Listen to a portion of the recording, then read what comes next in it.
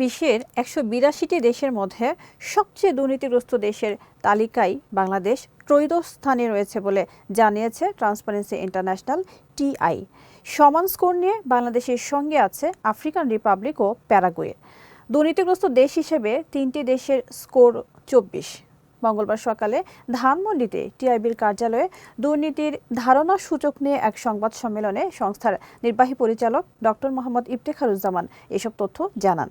এবছর ৮৯ স্কোর নিয়ে সবচেয়ে কম দুর্নীতিগ্রস্ত দেশের তালিকার শীর্ষে ডেনমার্ক, আর সর্বনিম্ন ৯ স্কোর নিয়ে সবচেয়ে বেশি দুর্নীতিগ্রস্ত দেশের তালিকার শীর্ষে দক্ষিণ সুদান ও সোমালিয়া। সংবাদ সম্মেলনে ডক্টর ইফতেখার বলেন, দুর্নীতি নিয়ন্ত্রণে অন্তর্বর্তী সরকার ব্যর্থতার পরিচয় দিয়েছে। গতবারের তুলনায় স্কোর স্পেসিফিক স্কোর হিসেবে ১ পয়েন্ট বেশি। গতবার ২৩ ছিল, ২৪ তারা পেয়েছে।